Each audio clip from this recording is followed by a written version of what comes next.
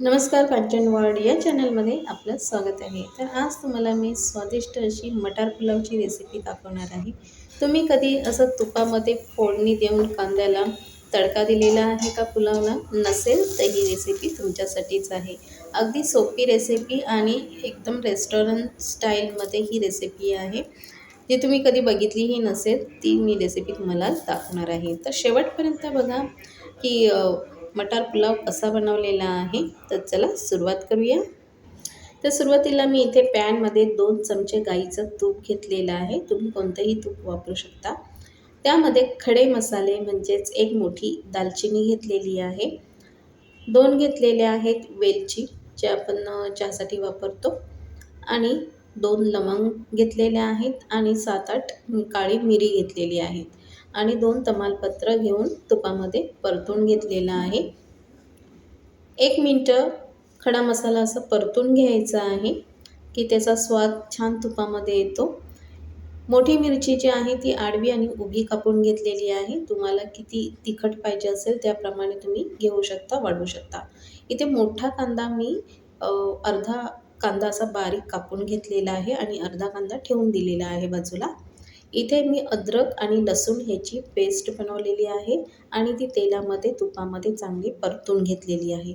यामध्ये अशी चिमूटभर थोडंसं जिरं घातलेलं आहे, कारण जिऱ्याचा स्वाद जो आहे तो पुलावमध्ये छान उतरतो. फक्त जिरंच घालायचं आहे आणि तेही परतून घ्यायचं आहे. यामध्ये मी 1 वाटी मटार घेतलेले आहेत आणि 10-12 काजूचे गर घेतलेले आहेत. काजूचे गर ऑप्शन आहे, पण पुलाव अतिशय स्वादिष्ट होतो. जर का तुमच्याकडे अवेलेबल असतील तर तुम्ही घेऊ शकता. आणि आता हे आपण 1 ते 2 मिनिटं वाफ काढून घेणार आहोत. तुपावर चांगलं परतून घेतल्यानंतर एक वाफ काढलेली आहे. वाफ काढल्यानंतर इथे मी चवीनुसार मीठ घालत आहे. जेवढं आपले तांदूळ असणार आहे तेवढं आपण मीठ घ्यायचं आहे.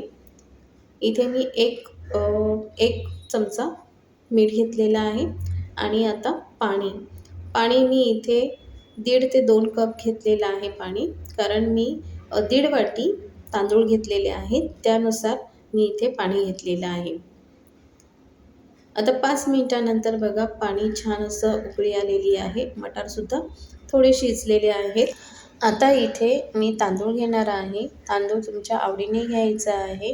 बासमती तांदूळ, वाडा कोलम तांदूळ हा पुलावसाठी खूप छान असतो. तर इथे मी वाडा कोलम घेतलेला आहे. 1.5 वाटी घेतलेला आहे. दोघांच्या हिशोबाने 1.5 वाटी मी एवढं तांदूळ घेतलेलं आहे. तुम्ही तुमच्या हिशोबाने प्रमाण कमी जास्त करायचं आहे. आता आपण हे 5 मिनिटासाठी शिजून देणार आहोत. 5 मिनिटं झाल्यानंतर मी तुम्हाला दाखवते की तांदूळ कोणत्या स्टेजवर शिजलेला आहे. इथे बघा आता अर्धा तांदूळ जो आहे तो शिजलेला आहे. वाफेवरच शिजलेला आहे. पाणी सर्व आटून गेलेलं आहे. परत झाकण देऊन 2 ते 3 मिनिटं शिजवून घ्यायचं आहे. पुलाव शिजत आला की इथे आता मी तुपात आणि कांद्याचा तडका देणार आहे. तर मी अर्धा कांदा ठेवला होता बाजूला. तो तुपामध्ये चांगला फ्राय होऊन द्यायचा आहे.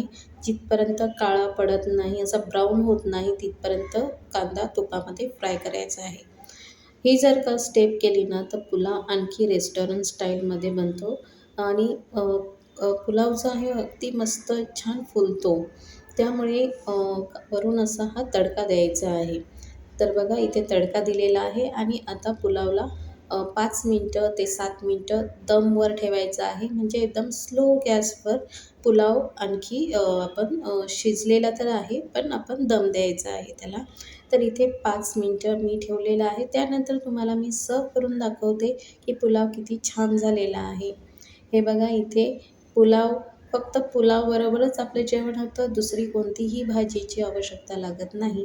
त्यासोबत मी कोशिंबीर आणि पापड भाजलेले आहेत आणि ती हॉटेल स्टाईलमध्ये हा पुलाव तयार होतो. तुम्ही नक्की करून बघा. रेसिपी आवडली असेल तर लाईक करा आणि आपल्या फ्रेंड्सला शेअर करा. नवीन असाल तर सबस्क्राईब करायला विसरू नका. आता भेटूया नवीन रेसिपीमध्ये. तोपर्यंत सगळ्यांना माझा नमस्कार.